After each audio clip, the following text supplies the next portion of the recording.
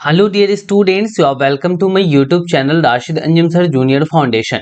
बेटा आज हम लोग इंट्रोडक्शन देख रहे हैं और एक्सरसाइज 2.2 का जो आप ऑलरेडी पढ़ रहे हैं और ये पार्ट 3 है। आपने पार्ट 1 और पार्ट 2 इससे पहले पढ़ लिया है। अब देखो एक्चुअली में हम लोग प्रॉपर्टी पढ़ रहे हैं और वो भी प्रॉपर्टी किसका पढ़ रहे हैं, तो होल नंबर का प्रॉपर्टी पढ़ रहे हैं। और होल नंबर के प्रॉपर्टी में हम लोगों ने सबसे पहला देखा था कि क्लोजर प्रॉपर्टी क्या होता है।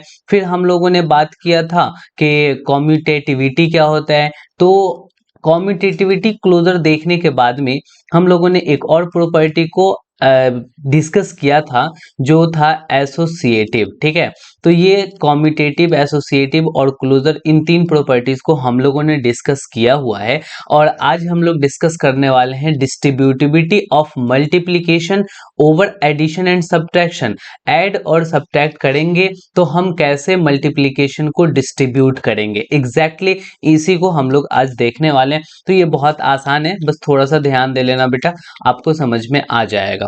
देखो मैं एक बात ये कहना चाहता हूं कि हमने लिखा 4 इंटू 3+5 एग्जैक्टली। तो यहाँ पे आप इसको कैसे लिख सकते हैं, तो ध्यान देंगे। पहले देखो बेटा, ये ब्रैकेट के साथ है और इस पूरे ब्रैकेट में किसकी मल्टीप्लिकेशन है, तो 4 की मल्टीप्लिकेशन है। यानी 4 को मल्टीप्लाई करना है इन ब्रैकेट के अंदर जो जो भी नंबर्स लिखे हुए हैं उन सब में। यानी कि ये 4 3 के साथ भी डिस्ट्रीब्यूट हो जाएगा और 4 5 के साथ भी डिस्ट्रीब्यूट हो जाएगा। डिस्ट्रीब्यूट कहने का मतलब होता है बंटना। ये 4 3 के साथ भी बटेगा और 5 के साथ भी बटेगा। तो एग्जैक्टली कैसे बटेगा यहाँ पे हम लोग देखते हैं कि आप पहले क्या करो ना कि इस 4 को 3 के साथ मल्टीप्लाई कर दो, क्योंकि यहाँ पे मल्टीप्लिकेशन का साइन दिया हुआ है। तो हम मल्टीप्लाई कर देते हैं 4 इंटू 3। अब ये प्लस है तो प्लस का साइन दे लेंगे। और फिर अब इस 4 को आपको किसके साथ मल्टीप्लाई करना है बेटा, 5 के साथ मल्टीप्लाई करना है। तो हम 4 को 5 के साथ मल्टीप्लाई कर लेते हैं। तो ये 4 को 5 के साथ मल्टीप्लाई कर लिया। अच्छा अब चेक करते हैं कि क्या दोनों केसेस में वैल्यू मेरा सेम आ रहा है या फिर डिफरेंट हो गया। चलो हम इसको सॉल्व कर लेते हैं। 4 की जगह तो 4 लिखेंगे, इनटू में 5 और 3 को ऐड करने पे बेटा 8 आएगा और 4 8 जा 32 आएगा। एग्जैक्टली LHS में जो भी वैल्यूज थी उन सभी को हमने सॉल्व किया, तो फाइनली मुझे कितना मिल गया, 32 मिला। ठीक उसी तरीके से अब हम इधर चलते हैं। 4 में 3 से मल्टीप्लाई करोगे तो कितना आएगा, 12 आएगा। तो एग्जैक्टली हम यहाँ पे लिखने वाले हैं 12। और प्लस का है तो साइन, तो प्लस का साइन दे लेंगे। 4 5 जा 20 होगा। और आगे बढ़ते हैं तो 20 और 12 को ऐड करते हैं तो 32 आता है। Yes, both are same. यानी आपको जो है ना 4 को 3 और 5 के साथ डिस्ट्रीब्यूट कर दो तो ऐसा आएगा, कोई फर्क नहीं पड़ सकता। तो इसीलिए हम लोग इसको कहते हैं डिस्ट्रीब्यूटिविटी ऑफ मल्टीप्लिकेशन। ये मल्टीप्लिकेशन का डिस्ट्रीब्यूटिविटी हो गया ओवर एडिशन। अभी बेटा हम लोगों ने एडिशन में डिस्ट्रीब्यूट किया है। अगर यहाँ पे साइन सब्ट्रैक्शन का होता तो हम कहते ओवर सब्ट्रैक्शन। तो चलो यहाँ पे बातें क्लियर है।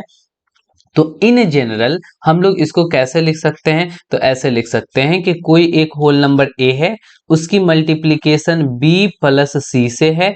देन हम इसको क्या कर सकते हैं, a को b के साथ मल्टीप्लाई कर लेंगे, यानी कि a इंटू बी हो जाएगा। प्लस है तो प्लस का साइन दे लेंगे और a को c के साथ मल्टीप्लाई कर लेंगे। देन क्या होगा, a इंटू सी हो जाएगा। क्लियर है। तो इसी को हम लोग कहते हैं distributivity of multiplication over addition. बेटा ये एडिशन वाला देख रहे हैं बिकॉज यहाँ पे साइन एडिशन का दिया हुआ है।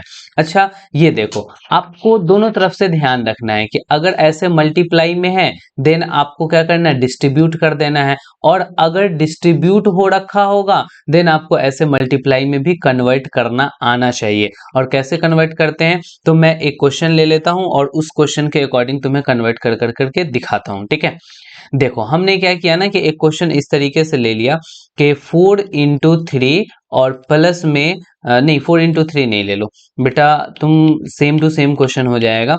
मैं ये करता हूं कि 5 इंटू 3 कर देता हूं। 5 इंटू 3 और प्लस में 5 × 2 कर लेता हूँ, ठीक है।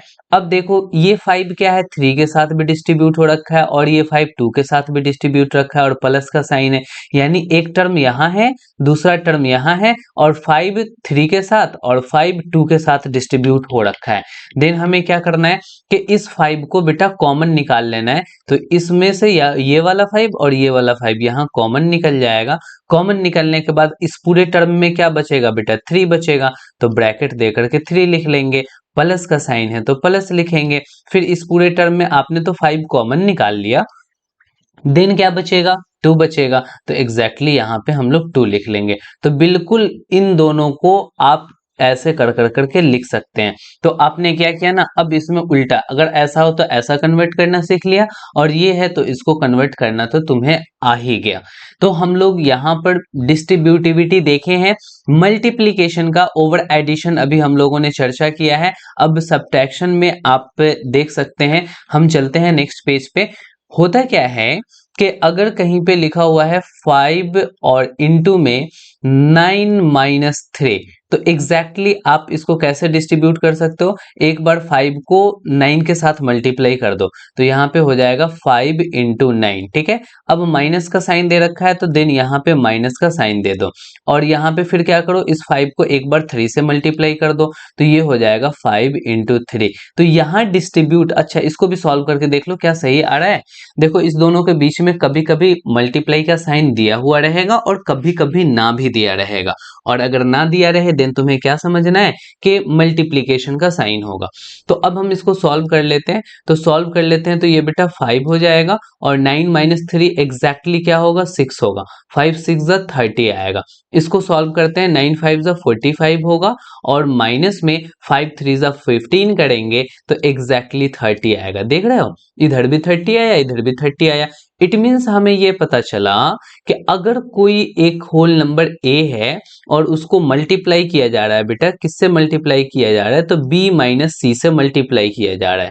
देन हम क्या कहेंगे कि a को b के साथ मल्टीप्लाई कर लेंगे, a × b कर लेंगे और माइनस का साइन है तो माइनस दे लेंगे और a × c कर लेंगे एग्जैक्टली। तो ये हो गया हमारा distributivity of multiplication over subtraction. ये बेटा सब्ट्रैक्शन वाला केस हो गया, सब्ट्रैक्शन वाला कहानी हो गया। तो फाइनली अभी तक हम लोगों ने डिस्ट्रीब्यूटिविटी का 2 लॉ पढ़ा, और एक एडिशन में और एक सब्ट्रैक्शन में। एडिशन में ये पढ़ा कि a × b + c होगा तो हम लोग इसको ab + bc लिख सकते हैं, ठीक है। बीच में कोई साइन नहीं है, मतलब कि इसका मतलब मल्टीप्लिकेशन है। तो ab प्लस में ac लिखेंगे बेटा, bc नहीं लिखेंगे।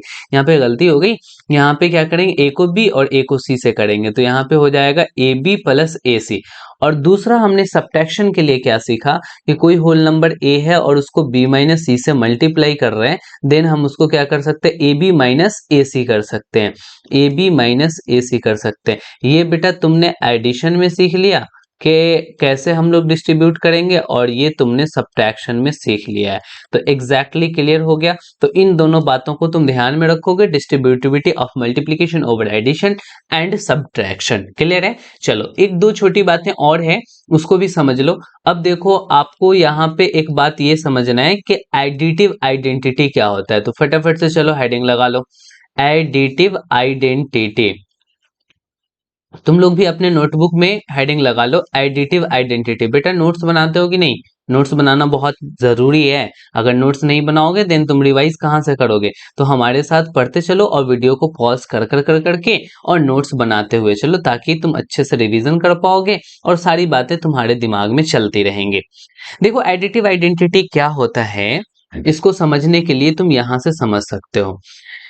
हमने एक होल नंबर ले लिया 5। अब बेटा 5 में मैं अगर 0 ऐड कर देता हूं देन कितना वैल्यू आएगा, 5 आएगा। अच्छा ये 5 की आइडेंटिटी कैसी थी बेटा, ये वाला जो मैंने डिजिट लिखा है इसकी क्या आइडेंटिटी थी, तो तुम कहोगे ये इसकी आइडेंटिटी तो 5 जैसा है। अच्छा 5 में हमने 0 को जब ऐड कर दिया देन वो 5 किस कैसा है, 5 5 के ही जैसा है। इसका मतलब 0 ऐड करने से कोई फर्क ही नहीं पड़ता, उसकी आइडेंटिटी लूज नहीं होगी, उसकी आइडेंटिटी जैसी है 5 की आइडेंटिटी 5 जैसी ही रहेगी, 7 की आइडेंटिटी 7 जैसी ही रहेगी। तो हमें ये पता चला कि 0 एक ऐसा नंबर है जिसको ऐड करने पे उसकी आइडेंटिटी लूज नहीं होती है। जैसे देख लो ना, 7 में 0 ऐड करो 7 ही आएगा, ठीक है। 2 में 0 ऐड करो तो 2 ही आएगा। अच्छा, यहाँ पे देखो, अगर मैंने 0 में 7, 0 में 5, 0 में 4 ऐड कर दिया, लो बेटा, तब भी क्या आएगा, तब भी 4 ही आएगा। इसका मतलब ये हमें पता चला कि किसी भी नंबर में 0 को ऐड कर दिया जाए या 0 में किसी भी नंबर को ऐड कर दिया जाए, उसके आइडेंटिटी में कोई फर्क नहीं पड़ता, वैसा ही रह जाता है। देन हम यहां से कह सकते हैं कि 0 is called additive identity. 0 is called 0 is called additive identity. 0 को हम लोग एडिटिव आइडेंटिटी कहेंगे। क्लियर हो रहा है? बिल्कुल क्लियर हो रहा है। तो यहाँ पे आपने फर्क देख लिया ना। अब इसको आप जनरल फॉर्म में कैसे लिख सकते हैं कि कोई भी होल नंबर में 0 को ऐड कर दो, वही होल नंबर आएगा, या फिर 0 में किसी भी होल नंबर को ऐड कर दो, वही होल नंबर आएगा। तो एग्जैक्टली इन जनरल फॉर्म तुमने इस तरीके से बातों को जान लिया, ठीक है। क्लियर है एडिटिव आइडेंटिटी? तो जब तुमने एडिटिव आइडेंटिटी जान ही लिया, देन एक मल्टीप्लिकेटिव आइडेंटिटी भी है, उसको भी जान लो। Multiplicative identity, multiplicative identity. अब यहाँ पे तुम ध्यान दोगे कि जब हमने एडिटिव आइडेंटिटी कहा था तो तुम देख रहे थे कि क्या ऐड करने पे आइडेंटिटी लूज नहीं होती है। अब मैंने मल्टीप्लिकेटिव आइडेंटिटी कहा था, देन तुम ये सोचो कि हम इस 7 में क्या मल्टीप्लाई करें जो इसकी आइडेंटिटी लूज नहीं होते। तुम कहोगे सर 1 से मल्टीप्लाई कर दीजिए, 7 ही रह जाएगा। यस, 1 एक ऐसा नंबर है जिसमें हम कोई भी नंबर को मल्टीप्लाई करें, देन वही नंबर रह जाता है। या फिर यूं कह लो कि अगर किसी भी नंबर में 1 से मल्टीप्लाई करें, देन वही नंबर रह जाता है। आपने ले लिया बेटा 15, और 15 में 1 से मल्टीप्लाई किया, ये 15 ही रहा। आपने ले लिया 99, 99 में 1 से मल्टीप्लाई किया, 99 ही रहा। तुमने ले लिया बेटा 203, इसमें 1 से मल्टीप्लाई किया, ये 203 ही रहा। अच्छा सुनो सुनो, अगर 1 में हमने 47 से मल्टीप्लाई कर दिया, देन क्या होगा, 47 ही आएगा। तो ये पता चला 1 में किसी नंबर से मल्टीप्लाई किया जाए या किसी नंबर में 1 से मल्टीप्लाई किया जाए, फाइनली वही नंबर आता है। आइडेंटिटी लूज नहीं होता है, खत्म नहीं होता है, उसकी आइडेंटिटी वैसे ही रहती है। तो हम कह सकते हैं 1 इज कॉल्ड मल्टीप्लिकेटिव आइडेंटिटी।